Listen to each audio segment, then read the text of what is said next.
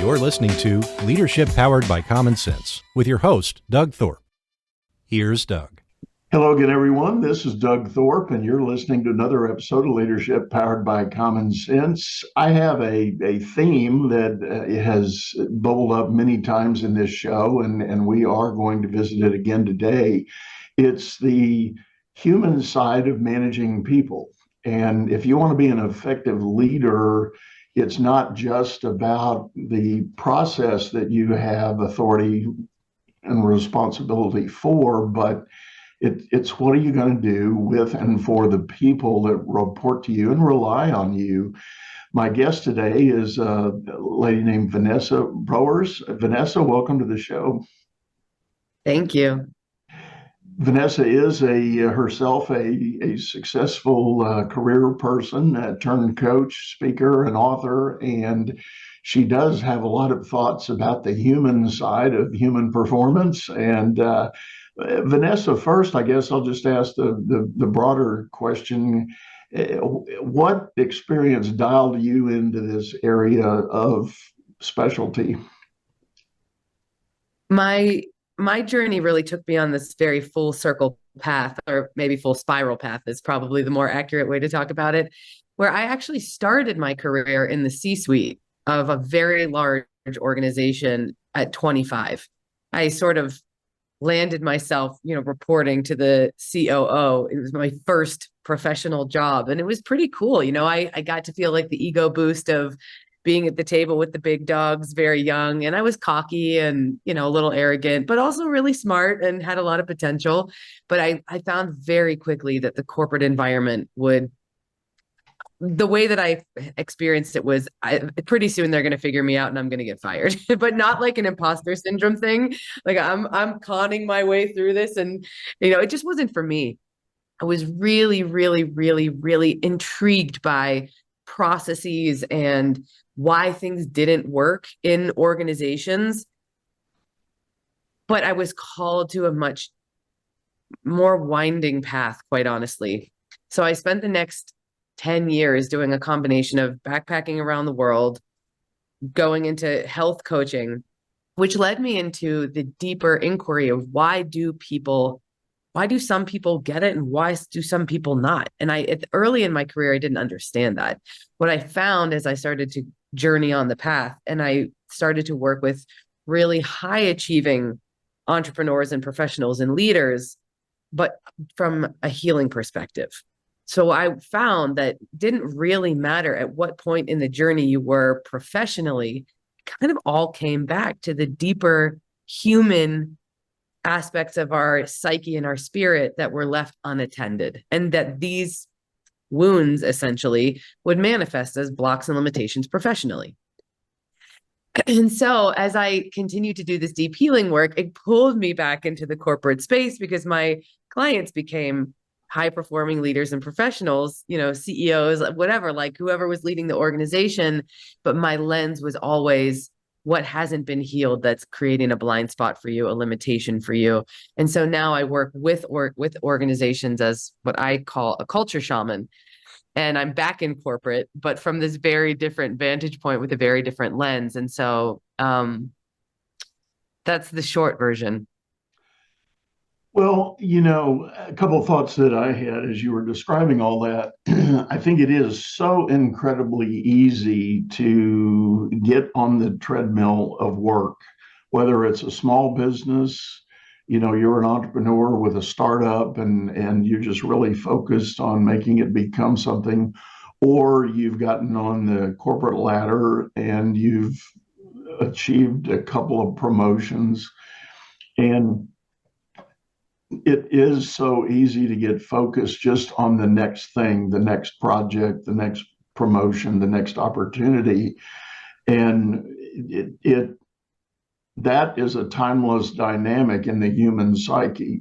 People go to work and there are many who do get in the mindset, well, if I'm going to work, I want to do the best work I can at the highest return and reward I can get.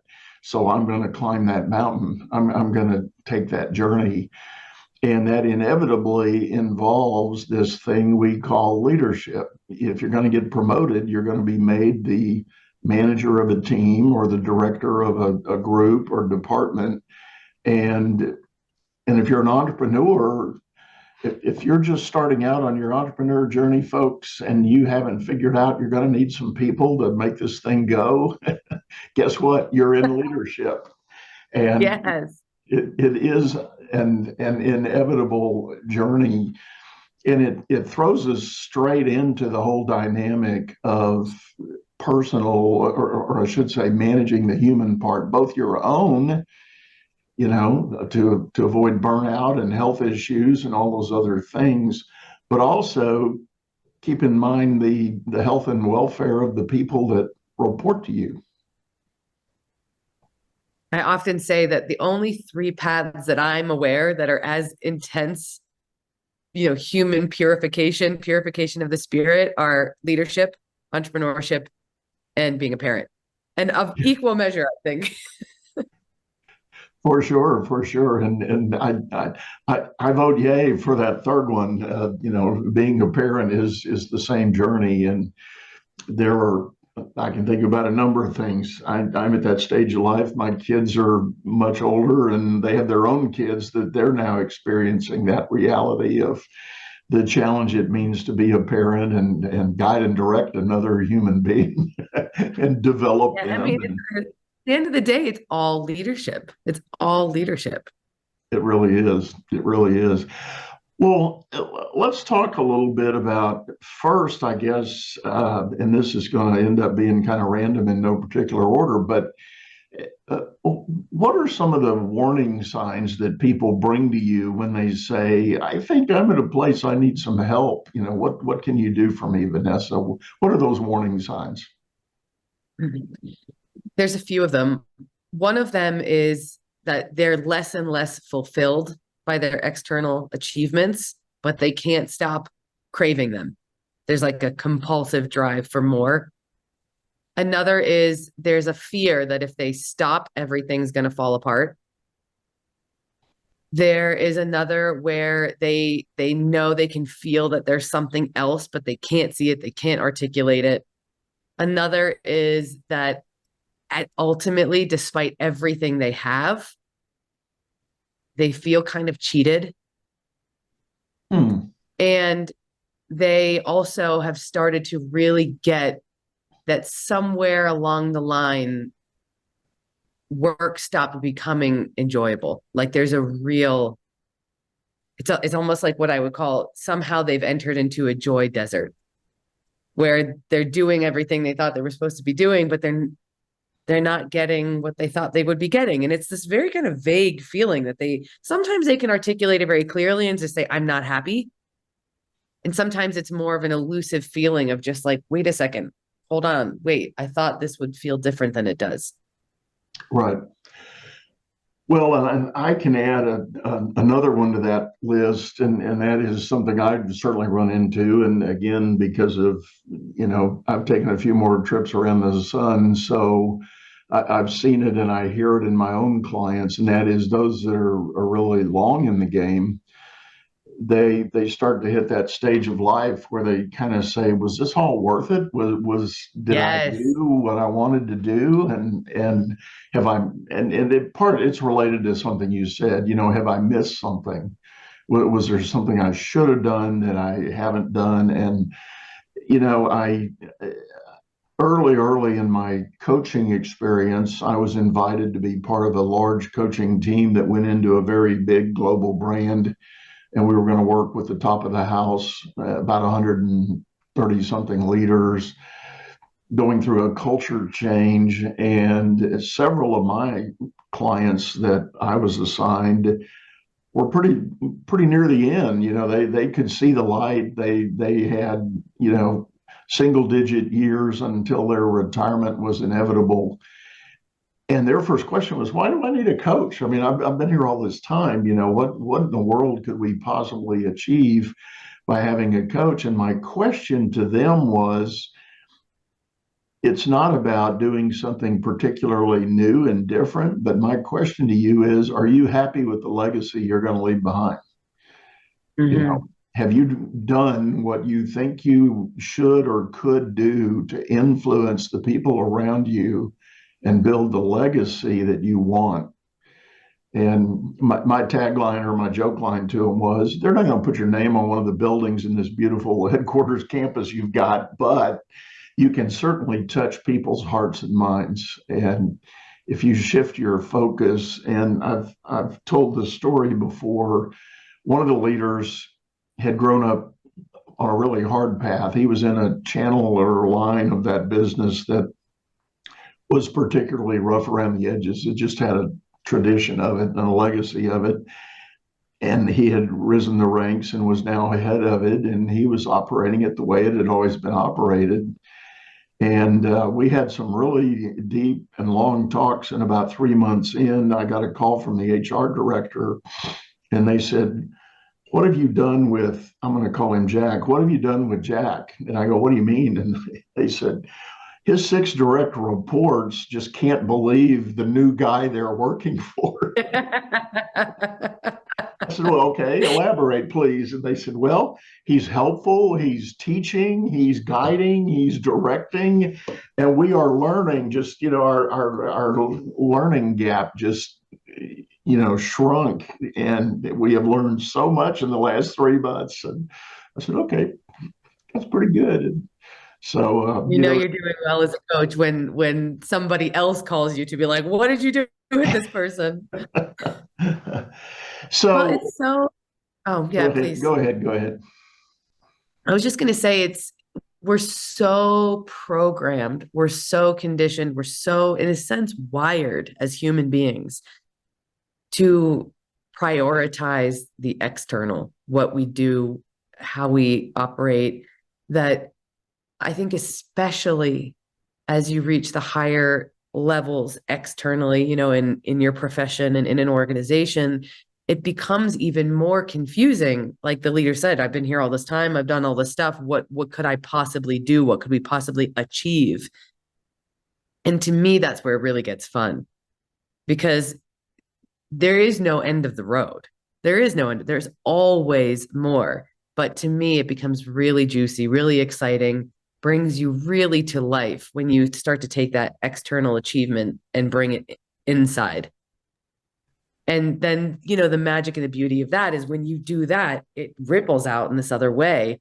And that's surprising and unexpected. And to me, I think that's, at the end of the day, my belief is that I like to work with the people who've done it all. And the reality is they're bored. If they were really honest, they're bored, but it's hard to recognize boredom in super top performers, because there's no way they could be bored with all they do and all they create and all they achieve. But inside, they're bored because it's easy for them. It's like, let's do the hard thing now. Let's create something new, unexpected. Then you come to life again. I Well, saw this I heard that explained in a very real way. I had a guest on my show last year. She had done a deep dive study of 50 of the highest achievers on the planet. We're talking astronauts and Nobel Prize winners and scientists and other people.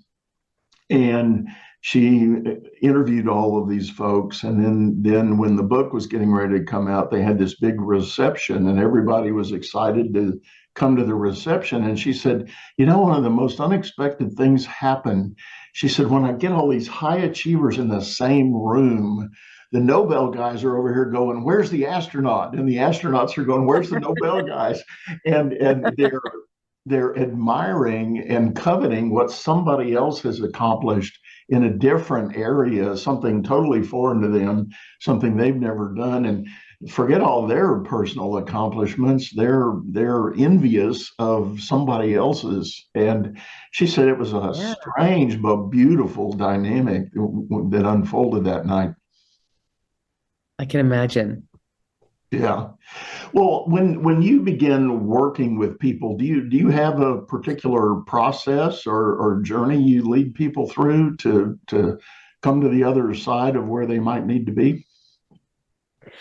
Yeah. So It sort of depends on where they come in. You know, some people come to me and they're really focused on something like the next level externally. But for the most part, it's the same with every person. We start to identify the places where it should look like they're satisfied, but again, they're really not. So the first place we often look is permission. You know, my experience is that people who are operating at this level, they kind of need permission to let themselves have the truth that it's not enough. And they feel bad, they feel guilt because, you know, they should be happier, they should be more grateful, and they're not. And so it starts with letting them actually trust that sensation that there is something else, there's something they missed, there's something more. It has to start there. And then honestly, we usually, and I sometimes I hesitate to use this word because not everybody's super excited about this, but we start to actually begin to develop the skill of intimacy and grace. Lots of times, high performers and top performers have gotten to where they are by neglecting emotion, by neglecting relationships, by neglecting grace with themselves. They've actually gotten there as perfectionists in disguise. They're actually quite hard on themselves and don't have a beautiful relationship with their emotions.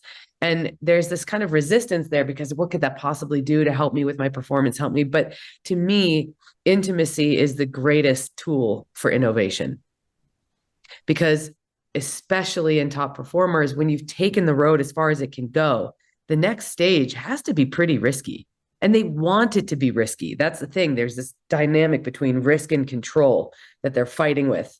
And when you know that you always have your own back, then you'll go anywhere. You'll risk anything because there is really no risk at that point. And so, and then there's actually this deeper layer underneath that, which is trusting. It looks like trusting themselves at a level that they've not trusted themselves before. There's usually some sort of whisper, some sort of like direction that they've been ignoring because it seems insignificant or unrelated or irrelevant or reckless, you know, something like that, because it is quite risky. And then we start to peel back the layers. And as we do that, they start to relate to themselves differently. They start to trust themselves differently. They start to take these micro steps in their external world that start to bring new opportunities to life, new relationships to life. So that's the general process. It's sort of, we go inside, outside, inside, outside. Well, as you were describing all that, I'm reminded of there are a lot of leadership coaching and training models that break it down into the notion of if you're going to be a leader, you first have to learn how to lead yourself.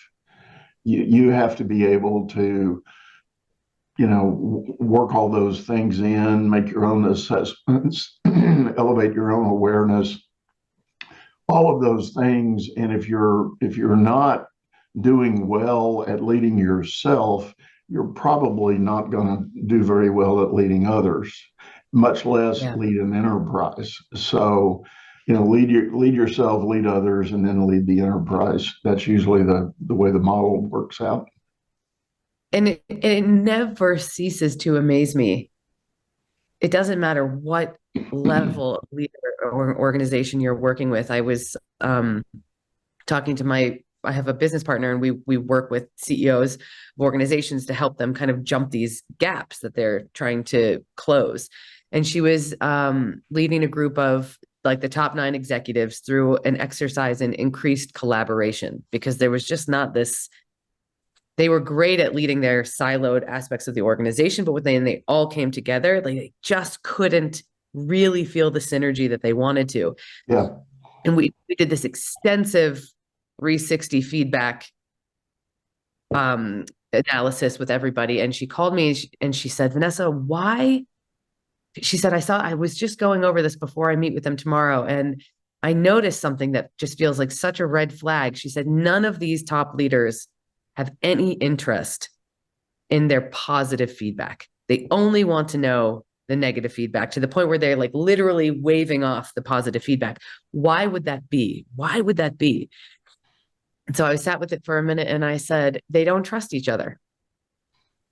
They don't trust each other, because if they are only interested in the negative feedback, you know, think about it. Like if the people that you love the most, you want both. you value the positive as much as the negative. So we started talking about this one particular leader in the organization who just did not feel respected. He felt like he was getting all the stuff that everybody wanted him to get, but he wasn't getting what he valued himself the most for. He felt disrespected. And I said, Mari, I bet you $1,000 if we sit down with this man, his father didn't respect him. He feels a sense of inadequacy that still at this level he's experiencing. And so for me, it's when we come, the higher you get in an organization, the easier it is to assume that the human is still not operating. And so that's where I feel my genius zone lies, that I could be sitting with Elon Musk. In fact, I have a whole theory about Elon Musk and the aspects of his childhood that are still playing out. And I think this is where genius is such an incredibly interesting combination of someone's gifts and their deepest wounds as a human. And so the higher you get, the more refined you need to look. And so that's where she then took that and took it to the team. But that's one example. Well, I like what you're saying there. This is where coaching and psychotherapy runs perilously close together. And of course, in the tenets of most codes of ethics that coaching groups have, they say, we're not therapists. We're not going to go there. We're not worried about the past. We're going to deal with the future. But I know in my own practice, and no, I'm not a licensed therapist, but you can't help but have some of those discussions because they are right in the middle of what you're trying to accomplish today. That pre-programming, those negative voices, the bad stories on the tapes that are playing in your head, all of that stuff, the movies streaming in your mind, are not necessarily positive. And again, back to the leading yourself, you have to put those in check. That's right. That's absolutely right. I have yet to meet a human who isn't limited by their past in that way. Yeah, I mean, that's not true. There's plenty of people who have really moved beyond it, but they've only moved beyond it because they've let themselves go there. Well, right. Let themselves go there and do the work to say, wait a minute, that's not true. That's not a true story. It might have been told to me as truth at the time, but no, that's not true. That's not me at all. Yeah. And, that's right. Yep. Absolutely. Yeah. Allow themselves to get past it. It is quite a journey, and again, much easier said than done.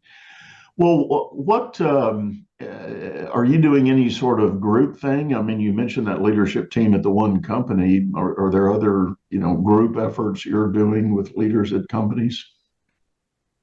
So in the work with my partner, we do a lot of, it's interesting because it's a combination of, we do group trainings, depends on the company really, but my work is a combination of one-to-one, I call it partnership because it's not exactly coaching.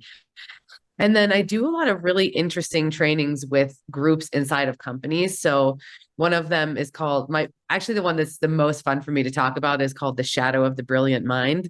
And it's where I will work with an organization and we go to their top performers and see the places where innovation is being stifled because the brilliance of your team actually becomes a barrier and limitation at a certain point. And the reason why, I'll just kind of land this and we can go into it if you want to, is that at a certain point, we become so identified with being excellent and being a top performer that brilliance, instead of using it to really go in and solve problems that genuinely don't know the answers to, we start to go into this, what I call fake problem solving, where you're solving really high level problems that you already know the answers to in order to avoid the feelings of inadequacy of going and solving the problems that you don't actually know the answers to. And so I call it the shadow of the brilliant mind because it looks in the light like you're solving really awesome, complex problems. But actually, if you look in the shadows, what you're really trying to do is avoid feeling inadequate. Hmm.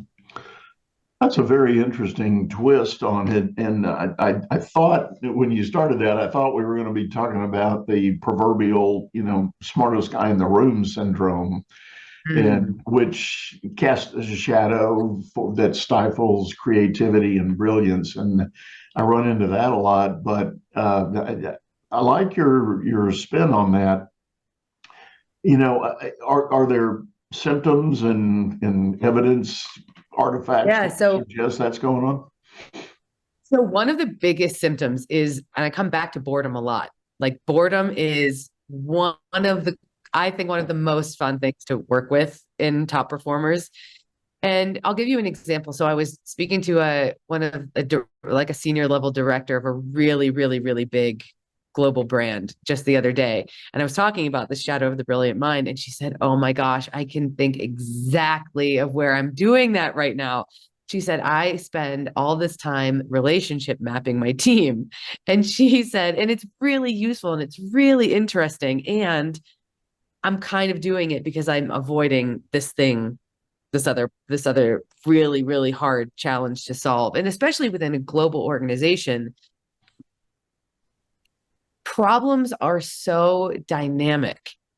If you're at that level of the organization, there's hardly ever a problem you're solving that doesn't have 97 other people involved or departments involved, or that if you look at, cracks open an even bigger problem to solve. And so it's just human nature to want to get it done versus like, okay, if I crack open this, then it cracks open that. Great, let me crack open that then. Like, let me solve that problem. And so there's a flavor of avoidance, just a tiny hint. And so I think that the other symptom, so one of the symptoms is boredom, and one of the symptoms is it's they're so micro. They're so micro. So for me, when I start to work with a senior leader, we're not looking for big glaring red flags anymore. We're looking for the places that really otherwise could be ignored. And Yeah, so it's like there's this really fine line walking between, like, the question that I ask them is, does this have to have your attention? It must be your attention. And do you want your attention on that?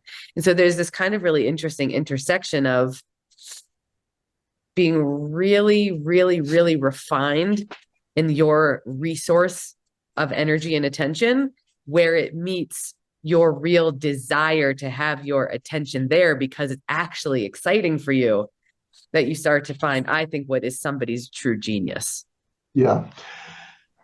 That reminds me of a leader I know that is always challenging his leadership team to ask themselves the question, this path we may be on right now, all the work we're doing right now, how close are we to getting bored with it, or are we veering into some sort of high risk and chaos, and what's your tolerance in between? Yeah. Where are you comfortable? And what I've fed back to him, I said, yeah, the challenge is that question is a good one, but the answers are all relative. Your level of what makes you bored because you're so highly motivated, the highly intelligent, IQ, and he's got a good EQ as well. But, what makes him bored is just way off the chart for what somebody else might be rising up to, going, I'm on the brink of blowout here because I can't keep Yes. up. I can't keep up with these ideas. And that's such an interesting dynamic. I sometimes find that I own a gym as well. I co-own a gym. And so sometimes I find that too. Like I get just unbelievably excited by impossible challenges, like genuinely, like, this is not possible. And I'm like, okay, now we're in the fun space. And I've witnessed the way, because you're operating in the fitness space. It's not particularly a space where you see people wanting to be like constantly challenged in that way. And I find it to be, I have to really walk this interesting line for myself, that if that were my only project, I wouldn't be able to do it, because the reality is that people who work for me probably aren't going to ever be able to keep up with my appetite for growth and impossible challenges. And so I think that, that leader, I find myself wondering, like, wow, what an interesting challenge that is also, so that he can have that satiated experience of his IQ being challenged relentlessly, but not blowing out his team or having to like constantly drop down and bore himself. Right, right. Well, Vanessa, I think this has been awesome, and I think we're about up on time for today. Thank you so much for sitting in and sharing with us. Tell folks the best way to get a hold of you if they're interested in learning more about your work. So the best way to get in touch with me is through my website, vanessabrowerscoaching.com. If it's either for, organizational work or one-to-one work, best thing to do is just email me directly. And excuse me, there's lots of other ways that you can. I have lots of free trainings and, good stuff on my website that they can dive into and explore if they're just curious. Awesome. Well, as always, folks, we're going to have those links in the show notes. So hop down there and click on them, take a look, and see what Vanessa has to offer there. So with that, we're going to sign off, say goodbye, encourage you to go out there, make it a great day. You've been listening to Leadership Powered by Common Sense, hosted by Doug Thorpe. If you would like to know more about the coaching and advisory services he provides, visit dougthorpe.com.